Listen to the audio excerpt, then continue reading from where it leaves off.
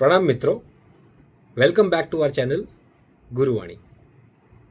શ્રી નેમિસુરી દાદાના સમુદાયમાં એક એવા ભી આચાર્ય ભગવંત હતા જેઓની ગૌરવ ગાથા લગભગ આપણા ગુરુદેવ સાથે મેચ થાય છે. તેઓની 16 વર્ષની ઉંમરમાં દીક્ષા મેળવી હતી અને નાની એજમાં જ સ્વતંત્ર રીતે ચાતુર્માસ કરતા હતા. તેઓ એકદમ નીડર હતા અને તેઓમાં આત્મશ્રદ્ધાના ખૂબ સુંદર ગુણ હતા. તેઓના જીવનમાં લગભગ કોઈને બી અપ્રેમ થયો હોય એવું જાણવા મળતું નહોતું. અને લાસ્ટલી 45 યર્સની એજમાં તેઓને આચાર્ય પદવી પ્રદાન થઈ હતી. Do you agree with me કે આપણા ગુરુદેવની ગૌરવ ગાથા લગભગ આવી જ છે.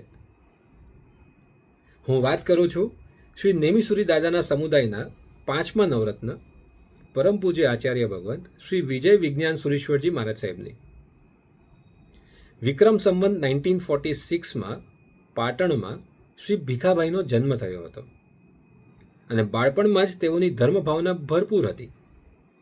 એટલે તેઓના પિતાશ્રીએ સ્વ હાથે દીક્ષા માટે શ્રી શાસન સમ્રાટને સુપ્રત કર્યા હતા. તેઓની શાર્પ અને એલર્ટ સ્કિલ્સને ધ્યાનમાં રાખીને ગુરુ ભગવંતે તેઓને શિષ્ય પરિવારના બાળ સાધુઓને સાચવવાનું જવાબદારીભર્યું કાર્ય સોંપ્યું હતું. સ્વભાવમાં નીડરતા અને શાસન પ્રેમની હિસાબે જ્યાં ચાતુર્માસ કરવા જતા ત્યાં જૈન સંઘોમાં જૂના જામી ગયેલા ક્રેક્સને ના પડ ઉખાડીને મૈત્રીભાવ પ્રગટાવતા હતા.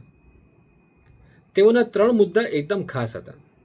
પ્રાચીન ગ્રંથોની સાચવણ માટેના કાર્યો કરવા, કોઈ બી સાધુ સાધ્વીજી પઠન પાઠનથી વંચિત ન રહી જાય અને જરૂરી સગવડ બની રહે એવા પ્રયત્નો કરવા, અને વિશાળ સાધુ સમુદાયને ધ્યાનમાં રાખીને પોતાના સ્વ હાથે 45થી 50 મુનિરાજોને દીક્ષા આપી હતી. એટલું જ નહીં, તેઓએ અન્ય પરિવારના લગભગ 200 સાધુ સાધ્વીજીને દીક્ષા, વડી દીક્ષા કે પદ પ્રદાન વગેરે આપ્યા હતા. તેઓશ્રીનો ઘણો મોટો સમુદાય હતો, જેમાં શાસનના હિતચિંતક, જ્ઞાની, ધ્યાની, ત્યાગી, તપસ્વી, વક્તા અને લેખક જેવા ઘણા પરિવારજનો હતા.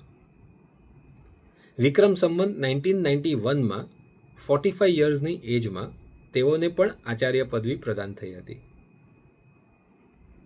આજ માટે આટલું જ. કાલે ફરી મળીશું. Stay tuned. જય જિનેન્દ્ર.